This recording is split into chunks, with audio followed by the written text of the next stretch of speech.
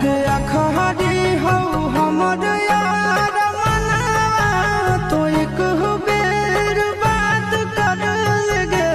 आगे सुनाया रावा हो भरती पटनवा में आके मुलाकात कर